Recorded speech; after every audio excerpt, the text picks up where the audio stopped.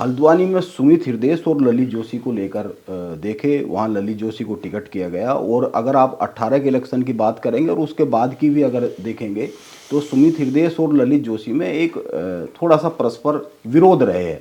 लेकिन इस इलेक्शन में उन लोगों ने दोनों ने मिलकर उस इलेक्शन को लड़ा है और वहाँ कांग्रेस अच्छा करती हुई दिखी है।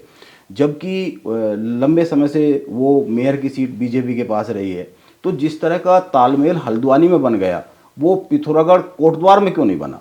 देखिए, सुमित हृदयेश एक मैं कहूँगा एक साख में चल रहे हैं।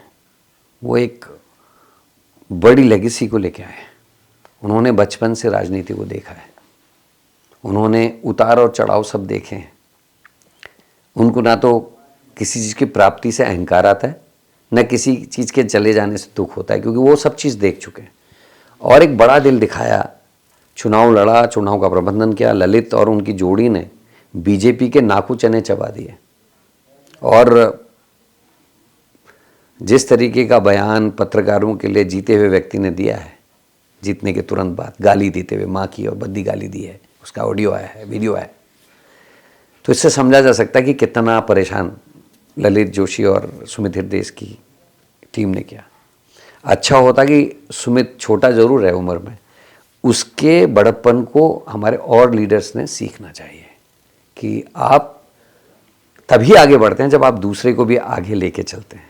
ये नहीं हो सकता कि आप हैच कटर बन जाएं कि मैं उगाऊं और एक लिमिट से बढ़ने पे गल्ला काट दिया जाए। जैसे झाड़ी काटता है हैच कटर, तो कुछ लोगों की आदत ऐसी होती है, वो बुश लगाते हैं अपने बगीचे में सुंदरता के लिए, लगाते खुद हैं, लेकिन उसकी वो कटिंग वटिंग करके उसको एक लेवल से ऊपर नहीं बढ़ने देते। तो कुछ लोगों का आजकल ये हो गया है रिवाज कि वो किसी को बढ़ते हुए नहीं देख सकते।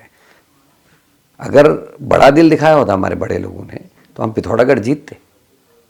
भाई, एक लड़की जो 19 का चुनाव उपचुनाव लड़ती है, पता होने के बाद कि हार सकते हैं, एक लड़की जो 3 साल से लगातार जिलाध्यक्ष, मेन कांग्रेस की जिलाध्यक्ष होने के नाते लगातार जेल भरो भी कर रहे, वो अंकिता के उसमें 4 दिन यहाँ पिथौरागढ़ से यहाँ आई जेल भरने के लिए, उसका पिथौरागढ़ में कार्यक्रम किया।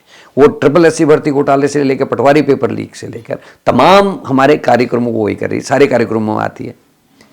उसको जब महिला सीट होने में उसको टिकट नहीं देके हम एक ऐसी महिला को जो किसी लीडर की वाइफ है और कांग्रेस के प्रदर्शनों में या कांग्रेस के कार्यक्रमों में उनकी कोई भूमिका नहीं है, उनका साथ देता, तो हमको ये सेट जो हमारा सोच है उसको बदलने की आवश्यकता है।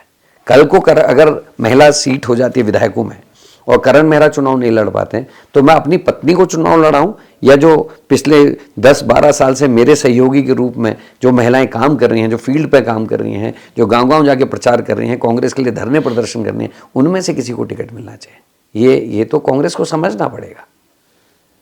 ये क्योंकि आप एक तरफ कैडर बिल्डिंग की बात करें, कैडर को आगे बढ़ाने की बात करें, दूसरी तरफ कुछ लोग मैं, मेरा परिवार, मेरी पत्नी, ये करेंगे तो फिर कैसे कांग्रेस मजबूत होगी, ये सोचनी है। हाँ, आप अपने परिवार को आगे लाइए, आप अपने परिवार को सड़कों में बैठने के लिए कहिए, आप अपने परिवार को कहिए कि आप आंदोलन करिए, अपने परिवारों को सिखाइए, उनको बाहर निकालिए, तब वो उनका अधिकार बनता है। फिर उन पे कोई परिवारवाद की बात नहीं आती।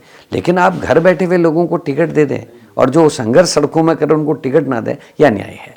और मैं हार और जीत को फिर कह रहा हूँ, एक दूसरी बात है, लेकिन कैडर खड़ा है और कैडर को आज विश्वास हुआ है। हम पिथौरागढ़ में 3-1 हुए हैं, हम 3 सीटें जीते पिथौरागढ़ में, उसको भी हमको देखना चाहिए।